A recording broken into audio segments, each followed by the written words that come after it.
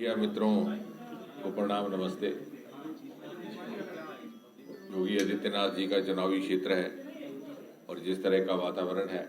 आप सब उससे परिचित हैं, बहुत अधिक बात करने की आवश्यकता नहीं। भारतीय जनता पार्टी के नेता कार्यकर्ता चुनावी मैदान में उतरे हैं अभियान के लिए। भिन्न भिन्न पहलुओं पर चर्चा भी होती रही। आप मित्रों ने आंकलन भी किया है। बड़ी लंबी बात ना करते हुए मैं मात्र आपसे इतना निवेदन करूंगा कि हम लोगों में जाकर के केवल उनसे इतना अनुरोध करें कि पिछले 5 वर्षों में जो उत्तर प्रदेश का, गोरखपुर का जो दृश्य रहा, स्वरूप रहा, उसकी तुलना उससे पहले के समय से करें तो सबकी सारी की सारी बात उनके ध्यान में आ जाएगी। आज से 5 वर्ष पूर्व मोदी जी के मार्गदर्शन में जब से योगी जी ने सरकार संभाली, उससे पहले का क्या दृश्य था, उत्तर प्रदेश की क्या छवि थी, क्या चर्चा थी, कि किस लबो लहजे में उत्तर प्रदेश का जिक्र होता था, उल्लेख होता था। कहीं भी देश में जब भी कहीं इसका जिक्र आता, इसका उल्लेख आता। और उस समय की जो सरकार थी, समाजवादी सरकार, उसको लेकर के किस किस प्रकार की टिप्पणियां होती थी, बहुत अधिक प्रयास करने की आवश्यकता नहीं है। यदि आप 5 साल से पहले के समाचार पत्र देखें तो तब भी आपको वो भिन्न भिन्न उल्लेख और भिन्न भिन्न टिप्पणियों का संदर्भ उपलब्ध हो जाएगा। कहीं कहा जाता था ये माफिया सरकार है, कहीं कहा जाता था ये गुंडा सरकार है, कहीं कहा जाता था ये अवैध भूमि कब्जा करने वाली सरकार है, कहीं कहा जाता था तुष्टीकरण की सरकार, कभी कहा जाता था भ्रष्टाचार की सरकार, कभी कहा जाता था कि रीति रिवाज, संस्कृति, तहजीब को तहस नहस करने वाली सरकार। और सबसे अधिक शर्मनाक बात कि ये भी कहा जाता था कि बहू बेटियों की इज्जत की खिल्ली उड़ाने वाली सरकार। हम ये कैसे भूल सकते हैं कि एक बार जब एक दुष्कर्म हुआ एक महिला के साथ, तो इन्हीं के पार्टी के कुछ एक वरिष्ठ नेताओं ने ये टिप्पणी की थी कि लड़के हैं, लड़कियों से सबसे बड़ा मेडिकल कॉलेज भी यहाँ से कोसों दूर था,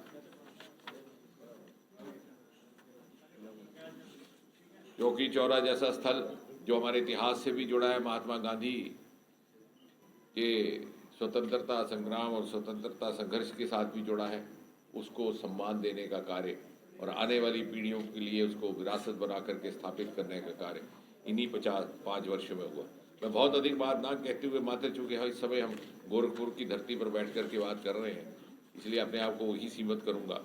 लेकिन ये भी साथ में आपको आश्वस्त करना चाहता हूं कि पार्टी स्तर पर कुछ एक निर्णय लिए गए हैं, जिनमें एक ये भी है कि जो योजनाएं, जो परियोजनाएं मोदी जी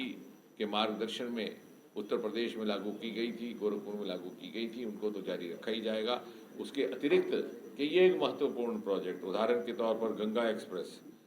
और गोरखपुर लिंक एक्सप्रेस वे, इनका भी निर्माण कार्य संपन्न किया जा सकेगा। जब एक ही पार्टी की सरकार केंद्र में भी हो, एक ही पार्टी की सरकार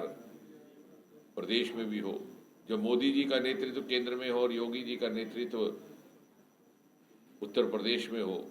तो समन्वय जिस प्रकार का बनता है उसकी अपेक्षा किसी और व्यवस्था में नहीं की जा सकती। और इसलिए संक्षेप में मैं मात्र इतना कहूँगा कि जो कानून की व्यवस्था, जैसे मैंने कहा कि पहले कहा जाता था कि ये दंगा सरकार है, माफिया सरकार है, अवैध भूमि कब्जा करने वाली सरकार है, गुंडा सरकार है, ध्वंस सरकार है, परिवारवादी स्वार्थों की सरकार है, और सर्वाधिक शर्मनाक कि बेटी बहुओं की इज्जत की खिल्ली उड़ाने वाली सरकार।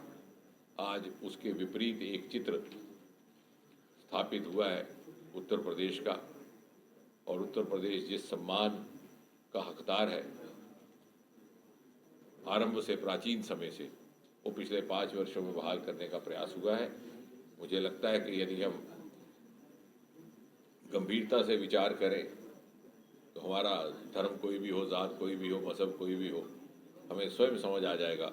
कि इस समय हमारे पास सर्वश्रेष्ठ यदि कोई विकल्प है